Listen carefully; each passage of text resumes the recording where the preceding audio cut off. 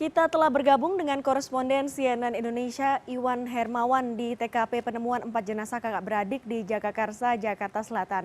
Selamat siang Iwan, apakah Anda sudah mendapatkan informasi terkait kronologi jelasnya dari kasus ini?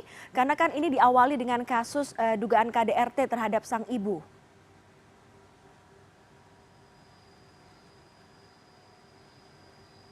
Ya, baik, terima kasih Dea. Dan sebelumnya kita lihat dulu situasi yang ada saat ini di rumah tempat kejadian perkara, rumah kontrakan yang dikontrakan oleh keluarga yang bapaknya menjadi tersangka pembunuhan dan kemudian ibunya kemudian masih dirawat di rumah sakit dan keempat anaknya sudah meninggal dunia. Dan sampai saat ini kondisinya saat ini masih dipasangi oleh garis polisi seperti yang Anda bisa lihat, dan jika Anda bisa melihat ke dalam sana itu pintu yang ada bekas dobrakan dari ketika warga ataupun RT maupun pemilik kontrakan kemudian awalnya mencium bau yang tidak mengenakan, kemudian mereka berinisiatif untuk melakukan pendobrakan.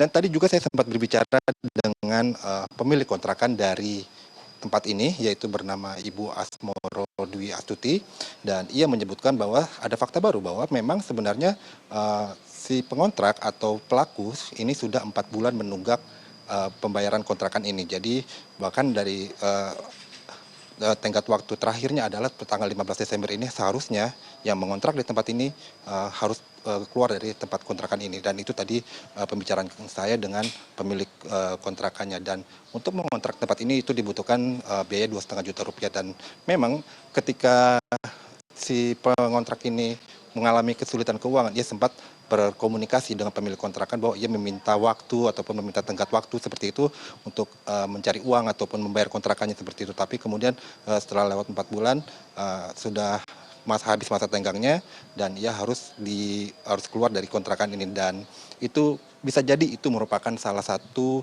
motivasi. Itu hanya dugaan saja begitu ya Dea ya, tapi bisa jadi itu merupakan salah satu percikan ataupun yang bisa menjadi pemicu pertengkaran yang kemudian terjadi pada hari Sabtu kemarin. Dan ibu pemilik kontrakan itu juga tadi bercerita kepada kami tentang kronologi ketika melakukan pendobrakan ini. Jadi ketika pada hari Rabu, warga sekitar sini, tetangganya yang juga sebenarnya adalah keluarga dari pemilik kontrakan. Jadi lokasi ini sebenarnya adalah milik dari satu keluarga begitu, yang kemudian dibagi per kafling-kafling untuk kemudian dijadikan beberapa kontrakan seperti itu. Dan tadi si ibu itu juga bercerita bahwa ia dikabari sekitar pada hari Rabu kemarin itu bahwa tercium bau tidak enak, dan sampai saat ini pun saya masih bisa mencium bau yang tidak mengenakan begitu, seperti bau bangkai begitu di tempat ini. Dan kemudian dilaporkan seperti itu, dan si ibu ini kemudian mencoba menghubungi bapak pengontrak yang juga tersangka, tapi kemudian sudah ditelepon sampai 15 kali tidak diangkat, di WhatsApp juga tidak dibalas begitu. Dan kemudian si ibu ini menghubungi ibu ataupun korban juga yang dari pemilik kontrakan, dan dipersilakan untuk membongkar ataupun mendobrak kediamannya ini. Kemudian ibu pemilik kontrakan ini berkoordinasi dengan suaminya, dan juga ada juga saksi yang merupakan kakak dari pelaku dan juga adik dari istri, dan kemudian juga ada Pak RT dan juga ada beberapa pihak lainnya.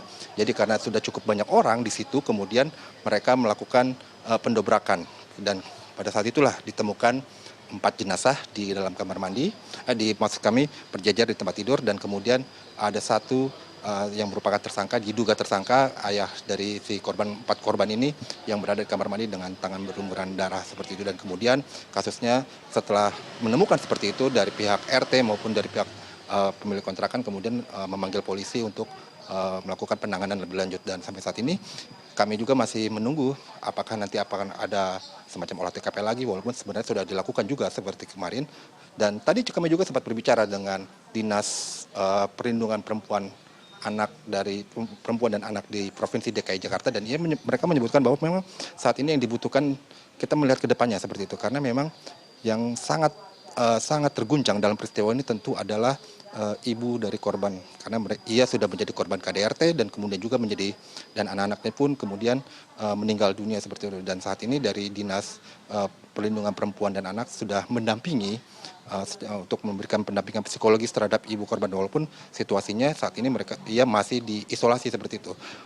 Pendampingan ini perlu dilakukan karena memang selain untuk mendampingi, untuk membangkitkan lagi psikologisnya, tapi juga keterangan dari si ibu korban ini memang merupakan salah satu saksi kunci tentang kejadian yang menimpa terhadap 4 orang anak itu. Dan kami sendiri masih terus menunggu kelanjutan dari penyelidikan polisi dalam kasus ini. Dea.